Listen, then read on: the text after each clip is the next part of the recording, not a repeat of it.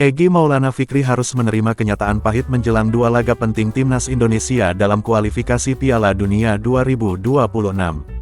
Pemain sayap Dewa United itu resmi dicoret dari daftar skuad setelah mengalami cedera engkel saat membela klubnya dalam pekan ke-25 Liga 1 2024/2025 pada tanggal 1 Maret tahun 2025. Keputusan ini diambil setelah tim medis memastikan bahwa kondisinya belum pulih sepenuhnya dan berisiko jika tetap dimainkan dalam pertandingan melawan Australia dan Bahrain. Awalnya, Egy termasuk dalam daftar 30 pemain yang dipanggil pelatih Patrick Kluivert untuk memperkuat timnas Indonesia. Kehadirannya diharapkan bisa menambah daya serang tim, mengingat performanya yang cukup impresif bersama Dewa United. Musim ini, Egy mencatatkan 11 gol dan 4 assist dalam 24 pertandingan, menjadikannya satu-satunya pemain lokal yang masuk dalam 5 besar daftar pencetak gol terbanyak Liga 1. Dengan statistik seperti itu, tidak heran jika banyak yang menantikan aksinya di timnas. Namun, nasib berkata lain. Cedera yang dialami Egy membuatnya harus menepi, dan hal ini tentu menjadi pukulan bagi timnas Indonesia yang sedang membangun kekuatan terbaik untuk menghadapi laga-laga penting. Ketua Umum PSSI, Erick Thohir, ikut menanggapi pencoretan Egy dan menegaskan bahwa keputusan ini diambil demi kepentingan terbaik pemain dan tim. Menurutnya, memaksakan Egy bermain dalam kondisi yang belum pulih sepenuhnya justru bisa memperburuk situasi dan berisiko bagi masa depannya di timnas maupun klub. Erick juga berharap Egy bisa segera pulih dan kembali memperkuat timnas di laga-laga berikutnya.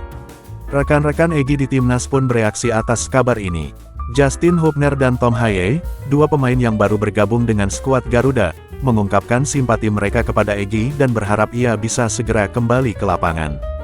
Selain itu, beberapa pemain senior juga memberikan dukungan moral, mengingat betapa besar keinginannya untuk membela timnas dalam ajang ini. Saat ini, timnas Indonesia tetap melanjutkan persiapan untuk dua laga krusial. Skuad Garuda dijadwalkan bertandang ke markas Australia pada tanggal 20 Maret sebelum kembali ke tanah air untuk menjamu Bahrain pada tanggal 25 Maret. Dengan dicoretnya Egy, jumlah pemain dalam daftar sementara kini berkurang menjadi 29, tetapi sesuai regulasi FIFA, hanya 23 pemain yang boleh didaftarkan untuk pertandingan resmi. Ini berarti Patrick Kluivert masih harus mencoret 6 pemain lagi sebelum laga melawan Australia dimulai. Absennya Egy tentu menjadi tantangan tersendiri bagi pelatih dan tim. Sebagai pemain yang memiliki kemampuan individu tinggi dalam membongkar pertahanan lawan dan menciptakan peluang, kehilangan Egy bisa berdampak pada pola serangan timnas. Namun, Patrick Kluivert diyakini sudah menyiapkan alternatif strategi untuk mengatasi situasi ini. Pelatih asal Belanda itu dikenal memiliki fleksibilitas dalam meracik taktik, dan ia kemungkinan akan memaksimalkan pemain yang tersisa dalam skuad. Kini, yang menjadi pertanyaan adalah bagaimana timnas Indonesia akan bermain tanpa Egy. Apakah Kluivert akan mengubah formasi dan strategi serangan?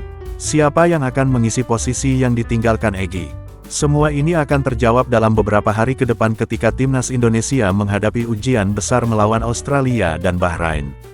Dengan persiapan yang matang dan strategi yang tepat, skuad Garuda tetap berpeluang memberikan kejutan di kualifikasi Piala Dunia 2026.